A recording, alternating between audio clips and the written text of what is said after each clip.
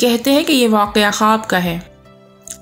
حسن ابن شد کو عالم خواب میں دستور ملا تھا، لیکن تمام کتابوں میں جہاں اس حکایت کا ذکر ہوا ہے وہاں وضاحت موجود ہے کہ یہ سارا ماجرا بیداری کی حالت میں بیان ہوا ہے، کچھ حصہ بھی خواب میں واقع نہیں ہوا۔ وہ حکایت کچھ اس طرح ہے۔ کتاب نجم الثاقب، تاریخ قم اور مونس الحزین میں درج کیا گیا ہے کہ شیخ عفیف صالح حسن ابن مسلح جمکرانی نے بیان کیا کہ میں منگل کی رات 17 رمضان المبارک 293 قمری اپنے گھر جمکران کے دیہات میں سویا ہوا تھا کہ اچانک نصف شب کے قریب کچھ لوگ میرے دروازے پر آئے اور مجھے بیدار کر کے فرمایا کہ اٹھو، حضرت بقیت اللہ امام مہدی علیہ السلام آپ کو بلاتے ہیں۔ میں نیند سے بیدار ہوا اور امام زمان آخر الزمان علیہ السلام کی خدمت میں حاضر ہونے کے لیے تیاری کرنے لگا۔ تاریکی میں نے چاہا کہ اپنی قمیض اٹھا کر زیب تن کروں، لیکن اشتباہ سے ایک دوسری قمیض اٹھا لیتا تھا۔ میں چاہتا تھا کہ اسے پہن لوں، مگر میرے گھر سے باہر جو لوگ کھڑے تھے تمام کی آواز آئی اور مجھے کہا کہ یہ قمیض تیری نہیں ہے، اسے نہ پہنو۔ آخرکار میں گھر میں ادھر سے ادھر چابی تلاش کر رہا تھا کہ دروازہ کھول کر باہر جاؤں۔ تمام افراد کی وہیں سے آواز آئی، کہتے تھے کہ آپ کے گھر کا دروازہ کھلا ہے، چابی کی ضرورت نہیں ہے۔ میں جب گھر سے باہر نکلا تو دیکھا کہ چند بزرگ افراد کھڑے ہیں، میرے انتظار کر رہے ہیں۔ میں نے انہیں سلام کیا، انہوں نے سلام کا جواب دیا اور مجھے مرحبا کہا۔ میں ان کی خدمت میں گیا جہاں اس وقت مسجد جمکران موجود ہے۔ خوب غور سے میں نے دیکھا کہ اس بیابان میں ایک تخت لگا ہوا ہے اور اس پر دری بچھی ہوئی ہے، تکیے لگے ہوئے ہیں اور ایک نوجوان تقریباً 30 سالہ تکیے کی ٹیک لگائے ہوئے بیٹھا ہے اور ایک ضعیف آدمی اس کے پاس بیٹھا ہوا ہے، ایک کتاب ہاتھ میں لی ہوئے ہے، اس جوان کے سامنے پڑھ رہا ہے اور 60 افراد سے زیادہ اشخاص اس تخت کے ارد گرد نماز پڑھنے میں مشغول ہیں۔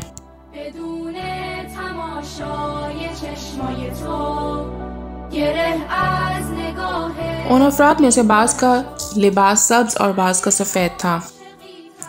وہ ضعیف آدمی حضرت خضر علیہ السلام تھے۔ انہوں نے مجھے اس جوان کی خدمت میں جو کہ حضرت بقیت اللہ تھے بٹھایا۔ حضرت نے مجھے میرے نام کے ساتھ پکارا اور فرمایا، حسن مسلح، تم جا کر حسن مسلم کو کہو کہ چند سال ہوئے کہ تو نے اس زمین کو آباد کیا ہے اور اس میں زراعت کرتا ہے۔ آج کے بعد تجھے حق نہیں کہ اس زمین پر کاشتکاری کرے، اس وقت تک اس سے جو استفادہ کیا ہے وہ بھی ادا کرو تاکہ اس زمین پر مسجد بنائے۔ اور حسن مسلم سے کہو کہ یہ زمین شرف رکھتی ہے، اللہ تعالیٰ نے اس قطع زمین کو باقی زمین پر فضیلت عطا فرمائی ہے۔ چونکہ تو نے اس زمین کو اپنی زمین کے ساتھ ملا لیا ہے، اس لیے اللہ تعالیٰ نے تیرے 2 جوان بیٹے لے لیے، لیکن تجھے ابھی تک تنبیہ نہیں ہوئی، اور اگر تو اس کام سے باز نہ آیا تو اللہ تعالیٰ تجھے ایسے عذاب میں مبتلا کرے گا جس کے بارے میں تو سوچ بھی نہیں سکتا۔ میں نے عرض کیا، آقا و مولا، میرے پاس کوئی نشانی ہونی چاہیے تاکہ لوگ میری بات قبول کریں اور مجھے اس بات میں جھٹلا نہ سکیں۔ امام زمان علیہ السلام نے فرمایا کہ تمہارے لیے علامت قرار دیتے ہیں، تم ہمارے پیغام کو پہنچاؤ اور سید ابو الحسن کے پاس جاؤ، اسے کہو کہ وہ تمہارے ساتھ اس آدمی کے پاس چلے اور اس زمین کا سابقہ منافع اس سے وصول کر کے دے تاکہ مسجد تعمیر کی جائے، اور باقی مخارج اردحال کے علاقے سے لائے جو کہ ہماری ملکیت ہے، اس رقم سے مسجد کو مکمل کریں۔ وہاں کی نصف آمدنی کو ہم نے اس مسجد کے لیے وقف کیا ہے تاکہ مسجد کے اخراجات و تعمیر و ترقی پر خرچ کیا جائے، اور لوگوں کو کہو کہ اس مسجد کی طرف زیادہ توجہ دیں اور اسے عزیز رکھیں، اور کہو اس میں 4 رکعت نماز پڑھیں، 2 رکعت بعنوان تحیت مسجد پڑھیں، ہر رکعت میں سورہ الحمد کے بعد 7 مرتبہ سورہ قل هو اللہ احد اور ذکر رکوع و سجود بھی ہر ایک 7 مرتبہ پڑھے، اور دیگر 2 رکعت نماز بانیت صاحب الزمان علیہ السلام پڑھے۔ ترتیب اس طرح ہے، ہر رکعت میں سورہ الحمد میں آیت ایاک نعبد و ایاک نستعین کو 100 مرتبہ پڑھیں، ذکر رکوع و سجود بھی ہر ایک 7 مرتبہ پڑھیں، آخر میں سلام پڑھ کر اختتام کے بعد تسبیح حضرت فاطمہ الزہرا سلام اللہ علیہا پڑھیں، پھر سجدے میں سر رکھ کر رسول خدا صلی اللہ علیہ وآلہ وسلم اور ان کی آل پر 100 مرتبہ درود بھیجیں۔ پھر فرمایا، کہ جو کوئی بھی اس جگہ 2 رکعت نماز پڑھے اس کا اتنا ثواب ملے گا کہ گویا اس نے خانہ کعبہ میں نماز پڑھی ہے۔ جب میں نے آن حضرت کی گفتگو کو سنا تو اپنے دل میں خیال کیا کہ مسجد کی جگہ فقط وہی ہوگی جہاں امام زمان علیہ السلام تشریف فرما ہے۔ بہرحال حضرت بقیت اللہ نے مجھے اشارہ کیا اور میں ان کی خدمت سے رخصت ہوا۔ جب تھوڑی دیر اپنے گھر کی طرف چلا تو مجھے دوبارہ آواز دی اور فرمایا، جعفر کاشانی کے ریوڑ میں ایک بکری ہے، اسے خریدو۔ جمکران کے لوگ آپ کو رقم اکٹھی کر کے دیں تو خرید کرو، اور اگر لوگ رقم نہ بھی دیں تو بھی خرید کرو، اپنی جیب سے رقم ادا کر دو، اور کل رات یعنی 18 رمضان المبارک کی رات کو اس کو یہاں اس جگہ ذبح کرو اور اس کے گوشت کو تقسیم کرو۔ ہر بیماری خاص سخت ترین ہی کیوں نہ ہو، اس کے علاوہ جو کوئی اور حاجت رکھتا ہوگا خداوند متعال اسے شفا دے گا۔ اس بکری کا رنگ سیاہ و سفید ہے، بال بہت زیادہ ہیں، 7 علامات اس میں موجود ہیں، 3 علامتیں ایک طرف اور 4 علامات دوسری طرف ہیں۔ پھر میں حضرت کی خدمت سے رخصت ہوا اور چلا گیا۔ دوبارہ مجھے پکارا اور فرمایا، ہم 70 دن یا 7 دن مزید اس جگہ قیام پذیر ہیں۔ اگر 7 دن روایت میں ہوں تو 23 رمضان المبارک کی رات تک جو کہ شب قدر کی رات ہے، اور اگر 70 دن فرمایا ہو تو 25 ذیقعد کی رات بنتی ہے جو کہ بہت باعظمت رات ہے۔ بہرحال تیسری مرتبہ امام زمان علیہ السلام کی خدمت سے رخصت ہوا اور اپنے گھر چلا گیا۔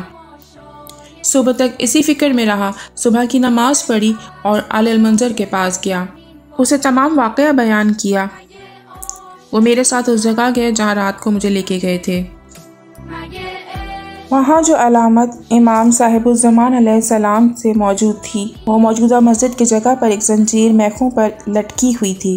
پھر اکٹھے دونوں سید ابو الحسن رضا کی خدمت میں حاضر ہوئے۔ جب وہ سید بزرگوار کے گھر کے دروازے پر پہنچے تو ان کے نوکر ہمارے انتظار میں کھڑے تھے۔ پہلے پہل مجھ سے پوچھا، کیا تو اہل جمکران میں سے ہے؟ میں نے کہا جی ہاں۔ انہوں نے کہا، سید ابو الحسن سحری کے وقت سے آپ کی انتظار میں ہے۔ میں سید کی خدمت میں پہنچا اور سلام کیا۔ انہوں نے اچھے انداز میں سلام کا جواب دیا اور بہت احترام کیا۔ قبل اس کے کہ میں کچھ عرض کرتا، سید ابو الحسن نے مجھے فرمایا، اے حسن مسلح، گزشتہ رات عالم خواب میں ایک شخص نے مجھے بتایا، کیا اہل جمکران میں سے ایک شخص جس کا نام حسن مسلح ہے تیرے پاس آئے گا؟ جو کچھ تجھے کہے اس کی بات قبول کرو اور اس پر یقین کرو کہ سچ ہے۔ اس کی کلام ہمارا فرمان ہے، اس کی بات کو رد نہیں کرنا۔ میں نیند سے بیدار ہوا ہوں، اس وقت سے لے کر اب تک آپ کے انتظار کر رہا ہوں۔ میں نے پورا واقعہ تفصیل کے ساتھ سید ابو الحسن کی خدمت میں عرض کیا۔ انہوں نے حکم دیا کہ گھوڑے پر زین رکھیں۔ ہم دونوں سوار ہو کر اکٹھے چل دیے، جمکران دیہات کے نزدیک پہنچے۔ جعفر کاشانی چرواہے کو دیکھا جو ریوڑ کو لے کر راستہ طے کر رہا تھا۔ میں اس کی بھیڑ بکریوں کے ریوڑ میں داخل ہوا، اس بکری کو دیکھا جس کی علامات آن حضرت نے بتائی تھیں، تمام خصوصیات کے ساتھ۔ گوسفندوں کے گلے کے پیچھے پیچھے وہ بکری آ رہی تھی۔ میں نے اسے پکڑ لیا اور ارادہ کیا کہ اس کی رقم ادا کر کے لے جاؤں۔ جعفر چرواہے نے کہا کہ خدا تعالیٰ کی قسم، میں نے آج سے پہلے اس بکری کو اپنے ریوڑ میں نہیں دیکھا، اور آج بھی بہت کوشش کی کہ اس کو پکڑوں مگر میں اسے نہیں پکڑ سکا، لیکن تیرے پاس آ گئی ہے اور تو نے اس کو پکڑ لیا ہے۔ میں بکری کو اپنے ساتھ اس جگہ جہاں اب مسجد موجود ہے لے گیا۔ حضرت کے فرمان کے مطابق اسے ذبح کیا اور سید ابو الحسن نے حکم دیا کہ حسن مسلم کو بلاؤ۔ حسن مسلم حاضر ہوا اور اسے تمام مطالب بیان کیے گئے۔ اس نے زمین مسجد کے لیے ہماری تحویل میں دے دی اور سابقہ آمدنی بھی ہمارے حوالے کر دی۔ مسجد کی تعمیر کی اور اس کی چھت کو لکڑی کے ساتھ ڈھانپ دیا، اور سید ابو الحسن رضا نے اس زنجیر اور میخوں سے زمین میں باقی ماندہ اپنے گھر لے گیا۔ اس کے وسیلے سے بیمار لوگ شفا حاصل کرتے تھے۔ میں نے بھی اس بکری کا گوشت جس مریض کو دیا، اللہ تعالیٰ نے اسے شفا عطا فرمائی۔ سید ابو الحسن رضا نے اس زنجیر اور میخوں کو ایک صندوق میں رکھا ہوا تھا۔ ظاہراً اس کی وفات کے بعد جب اس کے بیٹوں نے چاہا کہ مریض کو اس کے وسیلے سے شفا عطا کریں، دیکھتے ہیں کہ زنجیر و میخ وہاں سے غائب ہیں۔ کتاب نجم الثاقب میں مرحوم شیخ طبرسی سے کہ اس نے کتاب کنز النجات میں روایت کی ہے، بیان کیا ہے کہ حضرت بقیت اللہ کی طرف سے یہ دستور اس کے لیے صادر ہوا، جو کوئی اللہ تعالیٰ کے پاس حاجت رکھتا ہو یا کسی سے ڈرتا ہو، وہ نصف رات کے بعد شب جمعہ غسل کرے، نماز پڑھنے کے لیے کھڑا ہو اور 2 رکعت نماز اس طرح پڑھے کہ ایاک نعبد و ایاک نستعین کو ہر رکعت میں 100 مرتبہ پڑھے۔ سورہ الحمد کے بعد سورہ قل هو اللہ احد پڑھے۔ ذکر رکوع سجود ہر ایک 7 مرتبہ پڑھے۔ نماز تمام کرنے کے بعد اس دعا کو پڑھے۔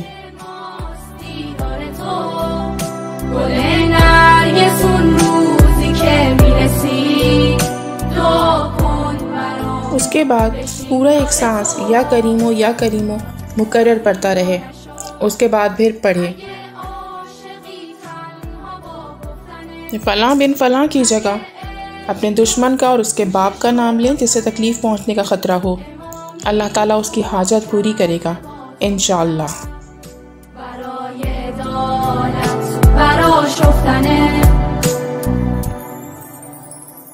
بیا ای عزیز دل فاطمه نظر کن که چشم انتظاریم